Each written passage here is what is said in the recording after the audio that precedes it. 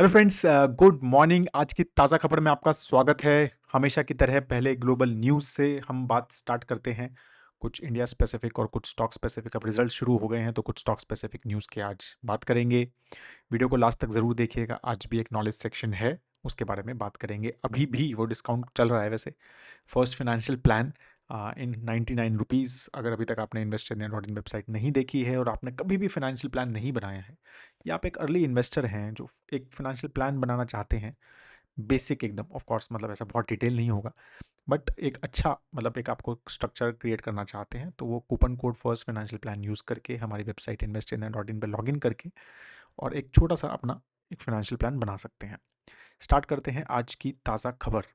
तो global markets positive रही, मतलब यूएस मार्केट स्पेशली अगर हम बात करें। मेजर रीज़न, मतलब पहले डिप रहा। मॉर्निंग में जब खुली थी तो डिप था मेजरली बिकॉज कुछ ऐसे सोर्सेज से, यूएस के सोर्सेज से इंफॉर्मेशन आ रही थी कि यूएस फेड चेयरमैन को निकालने की बात चल रही है bye Donald Trump.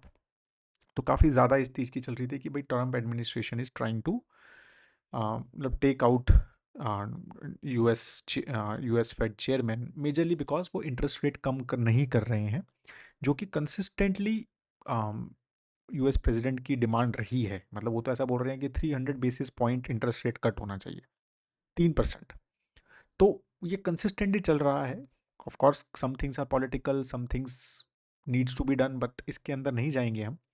But definitely there is lot of, वहाँ पर क्या कहते हैं, परेशानी तो है उस जगह पे, जो गवर्नमेंट बहुत स्ट्रांगली चाह रही है कि इंटरेस्ट रेट कट होने चाहिए ताकि उनका इंटरेस्ट रेट बिल कम हो जाए। फेड जो है वो थोड़ा इस थॉट से दे रही है कि टैरिफ वगैरह लग जाएंगे तो फिर इन्फ्लेशन बढ़ सकती है। अब हम इंटरेस्ट रेट कम करें और फिर इन्फ्लेशन आ जाए तो बड़ी दिक्कत हो जाएगी। तो वो दोनों चीज़ें वहाँ पर चल रही हैं। तो इसलिए मॉर्निंग में काफ़ी ज़्यादा ये न्यूज़ थी कि भाई ये कल रात को अगर हम देखें कि इनको शायद निकालने की बात है, but now Trump has clarified कि ऐसी कोई बात नहीं है। He is not planning to मतलब push him out of the office. तो उससे फिर मार्केट थोड़ा पॉजिटिव हो गया वहाँ पे। ठीक है, वहाँ का जो, जैसे यहाँ पर डब्ल्यू होता है होलसेल प्राइस इंडेक्स, ऐसे वहाँ पे एक प्रोड्यूसर प्राइस इंडेक्स होता है पीपीआई। तो वो भी काफ़ी अच्छा रहा, तो कोई उसमें चेंज नहीं था, राइट। और मतलब फ्लैट था वो, मतलब कोई ग्रोथ नहीं थी उसमें, अगर हम क्यू ऑन क्यू, मतलब मंथ ऑन मंथ की बात करें तो उस हिसाब से। तो इसीलिए भाई इन्फ्लेशन तो कंट्रोल में है, राइट। उनका सीपीआई नंबर भी हमने देखा, वो भी काफ़ी कंट्रोल में आया है। और ये पीपीआई नंबर जो आता है वो भी कंट्रोल में है। तो इन्फ्लेशन वहाँ पर यही बार बार जो डोनाल्ड ट्रंप एडमिनिस्ट्रेशन का बात हो रही है वो यही है कि भाई इन्फ्लेशन तो बहुत कंट्रोल में है, तो इंटरेस्ट रेट कट क्यों नहीं हो रहे। अब यूएस फेड के चेयरमैन का थॉट ये है, या फिर यूएस फेड का थॉट ये है कि भाई अब ये टैरिफ लगाए हुए हैं, हो सकता है इन्फ्लेशन बढ़ जाए। ठीक है, तो ये सारी चीज़ें वहाँ पर दोनों तरफ से चल रही हैं। अलग अलग दोनों का व्यू है और दोनों के सपोर्ट में है और अगेंस्ट में लोग भी हैं, राइट। इकोनॉमिस्ट भी दोनों तरफ को सपोर्ट कर रहे हैं, तो इसलिए it's very tough call sometimes, right. कि हो सकता है अगर, मतलब ये टैरिफ्स का क्या है, एवरीवन इज थिंकिंग कि टैरिफ वगैरह लग जाए भाई। ठीक है, उसके बाद डिसाइड कर लेते हैं, उसका थोड़ा इम्पैक्ट देख लेते हैं, फिर हम उस हिसाब से कॉल लेंगे। तो वो भी एक व्यू देखा जाए तो कोई बुरा नहीं है। ठीक है, तो वो सारा थॉट रहा। बाकी मतलब 1 अगस्त को अभी ईयू और मेक्सिको के साथ टैरिफ 30% तो अनाउंस कर ही लिए हैं। इंडोनेशिया के साथ एक ट्रेड डील जो है अनाउंस की है यूएस ने, राइट। और उसमें उन्होंने 19% टैरिफ की बात की है। तो अभी थोड़ा सा उसके ऊपर डिटेल में बताता हूँ कि क्या बोला है उसमें। तो उन्होंने बोला है कि भाई इंडोनेशिया फुल मार्केट एक्सेस देगी यूएस प्रोडक्ट्स को, और इंडोनेशिया का जो यूएस में एक्सपोर्ट होगा, राइट, वो 19% टैरिफ पे लगेगा। और मतलब कुछ बाकी यूएस एनर्जी और एग्रीकल्चर गुड्स और बोइंग जेट्स वगैरह इंडोनेशिया खरीदेगा यूएस से। उसके बाद ट्रंप ने ये भी बोला कि that India is basically working along that same line. ठीक है, तो ये जब इन्होंने ये डील के बारे में बताया तो इंडिया का नाम भी लिया उन्होंने।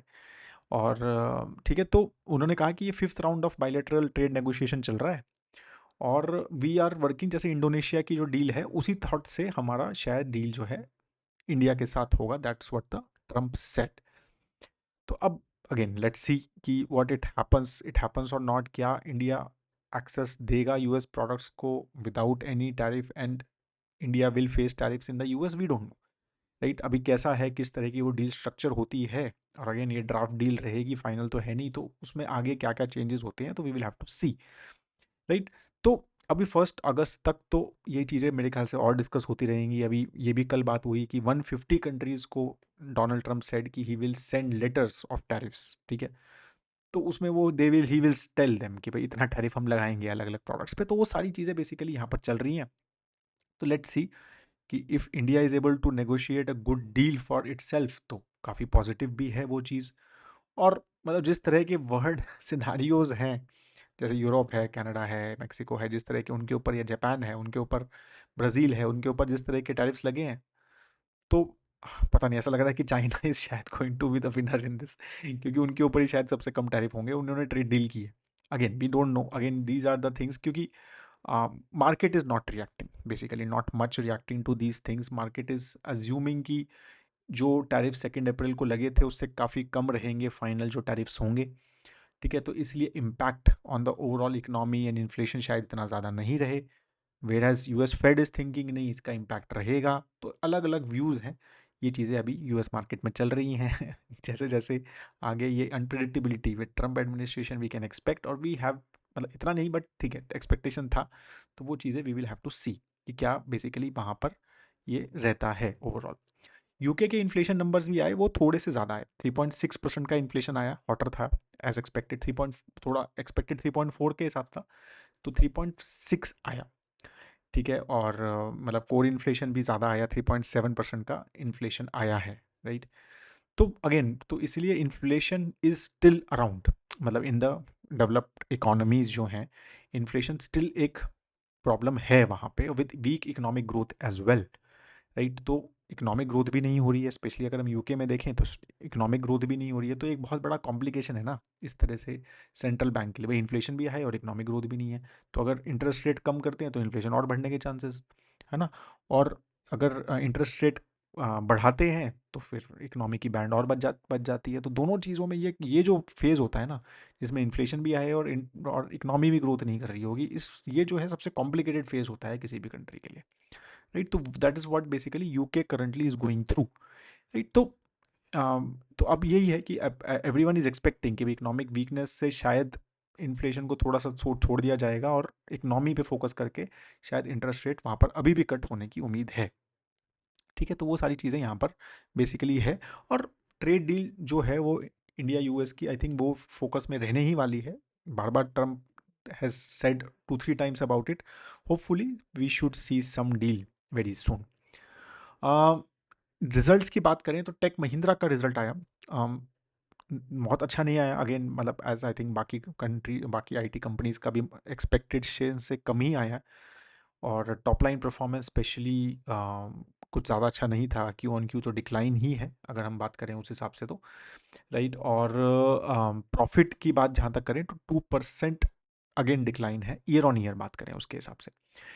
हेड काउंट बढ़ा है थोड़ा, अगेन 900 एम्प्लॉयज़ के आसपास year on year head count बढ़ा है, which I think still a good number, right? Because ये चीज़ जो हेड काउंट की बात जो है वो कंसिस्टेंटली बहुत हो रही है, specially with all advent of A I and everything. But still अगर सम कंपनीज इंक्रीजिंग ए आई, तो मतलब इंक्रीजिंग नंबर्स, तो that is a good thing. Attrition rate जो है वो स्टेबल हो गया है अराउंड 12% के आसपास, राइट? तो that's what it is all. बाकी डील विंस, मतलब जो सीईओ ने बोली कि अच्छी रही, 44% ईयर ऑन ईयर ग्रोथ जो है डील्स में ओवरऑल रही है। एंजल वन का रिजल्ट आया, not so great. Revenue 19% decline हुआ, प्रॉफिट ऑलमोस्ट 60% डिक्लाइन हुआ, obviously majorly because of equity derivative trading के ऊपर काफ़ी ज़्यादा सेबी ने रूल टाइटन किए ना, उसका जो है मेजर इम्पैक्ट जो है वो अर्निंग पे ब्रोकरेज हाउस की रहा है। रिजल्ट जो है एल एन टी टेक का भी आया, उसका फिर भी रिजल्ट ठीक आया Q1 का। नेट प्रॉफिट जो है वो 0.7% से क्यू ऑन क्यू बढ़ा, क्यू ऑन क्यू, राइट? तो which was like little bit better than the estimate.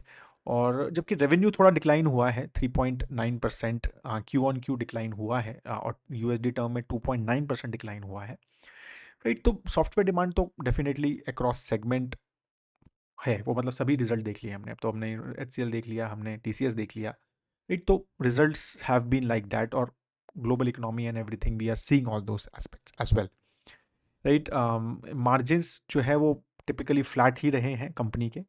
और एबिट के हिसाब से भी देखें तो वो भी थोड़ा डाउन जो है एल एन टी टेक का रहा है। ठीक है। ओवरऑल प्रॉफिट फिर भी मतलब एटलीस्ट एस्टिमेट से तो बेटर रहा। आईटीसी का रिजल्ट काफ़ी अच्छा रहा, आईटीसी होटल्स की, वो भी कल रिजल्ट आया था। तो नेट प्रॉफिट 54% बढ़ा है पोस्ट मर्जर, ठीक है, और रेवेन्यू जो है वो ऑलमोस्ट 15% का बढ़ रहा है। तो hotel industry is doing well definitely, right. और ये तो प्रीमियम होटल है, तो even with all these complications and मतलब operation Sindoor and everything as well, तो I think Q1 was pretty decent for the company. अभी 200 होटल्स में एक्सपैंड करने की बात हो रही है। 143 ऑलरेडी आईटीसी होटल्स के पास ऑपरेशनल होटल्स हैं, 13,400 कीज़ हैं इनके पास, जो कि मतलब मेजरली इंडिया में और श्रीलंका में हैं इनके होटल्स, राइट। रेवेन्यू जैसे मैंने बोला 15% बढ़ा है। कंपनी की पाइपलाइन है 58 होटल्स की, 5,300 कीज़ की पाइपलाइन उनकी है, राइट। और उनका प्लान है कि भाई 220 ऑपरेशनल होटल्स करने हैं उनको वेरी सून, राइट, बाय मतलब 2030 तक, और 20,000 कीज़ जो है that's what they are planning to do. तो that's what the thought process. तो काफ़ी क्लियर, मतलब आईटीसी होटल अब सेपरेट हो गई है कंपनी, तो आई थिंक वो सेपरेट, उस पर अब फोकस थोड़ा सा हो जाएगा सेपरेटली, और मतलब वो एक सेपरेट थॉट प्रोसेस से भी चल सकता है, क्योंकि आईटीसी के अंदर तो वो बहुत छोटा सा सेगमेंट था, because ITC much bigger company. तो अब ये सेपरेटली टैग हो जाएगा उसके हिसाब से। अदर न्यूज, एचडीएफसी बैंक का कल एक अपडेट आया। एचडीएफसी बैंक का मतलब रिजल्ट अनाउंसमेंट है 19 जुलाई को, राइट, जो कि परसों है। तो उनका रिजल्ट आया कि वो बोनस शेयर और एक इंटरिम डिविडेंड की भी बात की है उन्होंने। तो शायद मेरे ख्याल से कुछ 15 20 25 साल के बाद they are planning to give a bonus share. तो 19 जुलाई को ही आई थिंक डिटेल हमें पता चलेंगी, बोर्ड मीटिंग है उनकी। बट द नोटिफिकेशन केम कि the discussion will happen on the bonus issue as well as interim dividend as well. तो 19 जुलाई की वेट करते हैं कि फॉर द शेयर होल्डर्स की क्या बेसिकली उसमें आने वाला है। एनटीपीसी कल एक कैबिनेट मीटिंग थी, तो उसमें एनटीपीसी को अप्रूवल मिला है कि वो अब 20,000 करोड़ रुपए तक इन्वेस्ट कर सकते हैं, राइट, रिन्यूएबल एनर्जी में, मतलब थ्रू एनटीपीसी जो उनकी ग्रीन एनर्जी कंपनी है, राइट। तो अभी क्योंकि टारगेट अभी बड़ा है अपना नॉन फॉसिल पावर का, 2030 का 500 गीगावाट का टारगेट है इंडिया का। तो उसमें मतलब ये एनटीपीसी ग्रीन एनर्जी जो कंपनी है उसमें अभी जो पहले लिमिट थी 7,500 करोड़ की थी, कि भाई 7,500 करोड़ तक की उनकी इन्वेस्टमेंट कैप थी, कि भाई उतना ही वो रिन्यूएबल एनर्जी में इन्वेस्ट कर सकते थे। लेकिन वो रिन्यूएबल कैप अब बढ़ा के 20,000 करोड़ कर दी गई है कैबिनेट ने, राइट। तो स्ट्रॉन्ग पुश जो है एनटीपीसी कर सकती है towards the renewable energy. NTPC का नाम का फुल फॉर्म पता है ना, नेशनल थर्मल पावर, बट काफ़ी स्ट्रांगली रिन्यूएबल एनर्जी में NTPC is basically entry. Jio black rock का अब म्यूचुअल फंड लॉन्च हो गए हैं, आई एम श्योर आपको पता होगा। तो 3 फंड्स तो ऑलरेडी लॉन्च हो गए हैं, ओवरनाइट फंड, लिक्विड और मनी मार्केट फंड। उसमें ऑलमोस्ट 18,000 करोड़, 17,800 करोड़ रेज किया है उन्होंने, which is a big number, but बोला जा रहा है कि मोस्टली अपने ही पैसे हैं जियो के। और 4 और एनएफओज का एप्लीके आया, उनको अप्रूवल मिल गया है, राइट। तो अभी मतलब क्या है जियो के बारे में, मतलब बाकी आप कहोगे बाकी एनएफओज के बारे में क्यों नहीं बात हो रही है। तो जियो नया है, और जियो एक बड़ा ब्रांड है, रिलायंस का है, और ब्लैक रॉक वर्ल्ड की नंबर 1 म्यूचुअल फंड हाउस है, तो definitely people are expecting a lot. तो इसीलिए ये थोड़ा सा न्यूज़ ज़्यादा बन रहा है इनका। बट 4 इंडेक्स फंड्स का अप्रूवल मिला है उनको। तो एक mid cap 150, Nifty next 50, mid small cap 250, और 8 to 13 year G-sec index fund. ये 4 इंडेक्स फंड का अप्रूवल उन्होंने लिया है। तो ये पहले मतलब 3 इसमें से इक्विटी है, एक डेट है, और 3 मतलब डेट फंड ऑलरेडी वो लॉन्च कर चुके हैं, राइट। तो this is how basically Jio, अब ये पता है जियो फाइनेंशियल सर्विसेज का बेसिकली वेंचर है ये। तो let's see how it goes. Lot of expectation, as I said, very high expectation from the AMC, given their network, given their money power, everything. और और ब्लैक रॉक के साथ integration and मतलब as I said कि काफ़ी expectation है लोगों की। लेट्स सी कितना डिसरप्ट, जियो का नाम जो है डिसरप्शन से लिया जाता है, तो कितना डिसरप्ट जो है ये कर सकते हैं। एसबीआई ने 25,000 करोड़ का क्यूआईपी लॉन्च कर दिया है, 811 रुपये का फ्लोर प्राइस सेटअप किया है। क्यूआईपी मतलब क्वालिफाइड इंस्टीट्यूशनल, मतलब बेसिकली इंस्टीट्यूशनल प्लेसमेंट करेंगे वो। और 2.2 2.5% का ही डिस्काउंट है क्लोजिंग प्राइस से, राइट। और तो वो ऑलरेडी अभी 25,000 करोड़ का basically to raise their money, right, तो बॉन्ड्स मतलब कैपिटल रेज करने के लिए ये क्यूआईपी उन्होंने लेके आया है फ्रॉम दैट पर्सपेक्टिव। ठीक है, so that is what the major news is. जो रिजल्ट्स आज आने वाले हैं which we will be tracking, Jio financial का रिजल्ट आएगा, एचडीएफसी एएमसी, एलटीआई माइंड ट्री का रिजल्ट आ जाने वाला है, और इंडियन होटल्स का रिजल्ट देखेंगे, विप्रो और एक्सिस बैंक, राइट। तो ये मेजर रिजल्ट्स हैं which we will be tracking, will be updating on our Stockometer as well, right. तो ज़रूर आप उसको चेक कीजिएगा, हमारे रिजल्ट्स के, हमारे अपडेट्स को, ठीक है, तो you will see on them. That is all on the major news. अब हम बात करते हैं आज के नॉलेज सेक्शन की। तो आई होप दैट आपको ये इमेज जो मैं शेयर कर रहा हूँ वो दिख रही है। तो आर्टिफिशियल इंटेलिजेंस के ऊपर आज बात हो रही है। तो ये बेसिकली वॉल स्ट्रीट जर्नल का कुछ दिन पहले एक आर्टिकल था, तो I was reading today. Article नया नहीं है, आर्टिकल शायद 1-2 महीने पुराना है, but I was reading it today. तो एक अच्छा इंटरेस्टिंग चीज़ थी कि काफ़ी सारे एआई पे क्वेश्चन है ना, अब ये क्या अलग अलग कर रही है कंपनीज, राइट, कौन कौन से प्लेयर्स हैं किस किस चीज़ में। तो ये काफ़ी उन्होंने एक सिंपल, जितना सिंपल कर सकते हैं मेरे जैसे लोगों के लिए, जो ज़्यादा, जिनको ज़्यादा पता नहीं है इन सब चीज़ों के बारे में, तो उसका पढ़ा, तो थोड़ा समझा, तो आपको भी सोचा शेयर कर लूँ। तो ये बेसिकली 3 ऐसा सबसेट मॉडल बनाया हुआ है, राइट। तो 3 नीचे है कि भाई जैसे गूगल, अमेज़न, माइक्रोसॉफ्ट, ये है एआई क्लाउड सर्विसेज कंपनीज़ हैं ये, राइट। तो ये बेसिकली प्लेटफ़ॉर्म प्रोवाइड करती हैं कि एआई टेक को लेवरेज करने के लिए, राइट। और अपने प्रोडक्ट्स पे या अपने वर्क फ्लोज पे अगर आपको एआई टेक चाहिए या एआई डेटा सेंटर्स चाहिए बेसिकली, तो ये कंपनीज जो हैं वो मतलब क्लाउड सर्विसेज प्रोवाइड करती हैं। गूगल, अमेजॉन और माइक्रोसॉफ्ट ऑब्वियसली बहुत बड़ी क्लाउड कंपनीज हैं, आपको पता ही है, अमेजॉन का AWS, राइट, गूगल क्लाउड, और माइक्रोसॉफ्ट का एज्योर, राइट। तो उसके ही वो एआई क्लाउड सर्विस, तो इंफ्रास्ट्रक्चर ये प्रोवाइड कर रही हैं। ये 3 ही कंपनीज हैं मेजरली। अब ये बड़ा सेट अगर हम ले लें, तो सेकंड वाला अगर आप देख रहे हैं, तो Nvidia, open AI, Meta, XAI, और ये 3, ठीक है। तो 7 कंपनीज हो गई सेकंड में। ये एआई इंफ्रास्ट्रक्चर को बिल्ड कर रहे हैं, 7 कंपनीज, राइट। तो इसमें गूगल, अमेजॉन, माइक्रोसॉफ्ट भी है क्योंकि वो सबसेट में है, ठीक है। तो अब इसमें एनवीडिया भी आ गई, ओपन एआई, ठीक है, तो वो जो चैट जीपीटी है जिसका, और मेटा, फेसबुक, और एक्स एआई किसका है, ग्रॉक, मतलब Twitter, x, Elon Musk, right. तो ये 7 कंपनीज जो हैं, ये भी हार्डवेयर और डेटा सेंटर्स बिल्ड कर रही हैं, तो that provide the power and infrastructure needed to run AI systems. तो ये भी इंफ्रास्ट्रक्चर है, बट ये क्लाउड, ज़रूरी नहीं है कि क्लाउड बेस्ड इंफ्रास्ट्रक्चर हो इनका, बाकी 4 कंपनीज का, राइट। बट जीपीयूज वगैरह देना और ये सब चीज़ें करना और उसमें इंफ्रास्ट्रक्चर बिल्ड करना अपना, राइट। तो वो भी इंफ्रास्ट्रक्चर बिल्ड कर रहे हैं। मेटा भी काफ़ी केपेक्स वगैरह अगर आप देखेंगे तो बहुत केपेक्स कर रहा है। एक्सीआई भी बहुत केपेक्स कर रहा है। ऑलमोस्ट $80 बिलियन की अभी नेटवर्थ रिसेंटली पता चला कि $80 बिलियन की हो गई है एक्सीआई की नेटवर्थ, राइट। तो यहाँ पर भी, और ये ओपन एआई तो ऑलमोस्ट $300 बिलियन की कंपनी है, राइट। तो और एनवीडिया तो 4 ट्रिलियन, राइट। तो ये भी ऑफ कोर्स, मतलब एनवीडिया का तो सबको पता ही है कि वो भी एआई इंफ्रास्ट्रक्चर में काम करते हैं और ये जीपीयूज वगैरह बनाते हैं।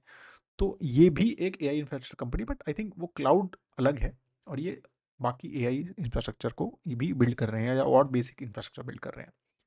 अब इस इंफ्रास्ट्रक्चर के ऊपर मॉडल्स और चैटबॉट बनाना वो कौन कर रहा है?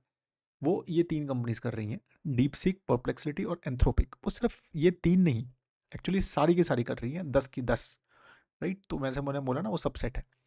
तो ये 10 कंपनीज जो हैं, ये इस इंफ्रास्ट्रक्चर के ऊपर कंटेंट जनरेटिव एआई टूल्स भी डेवलप कर रही है, ठीक है, that can create content including text, images and videos, right. तो हमको पता ही है कि ओपन एआई का चैट जीपीटी है, राइट, एक्स एआई का ग्रॉक है, गूगल का जेमिनाई है, राइट।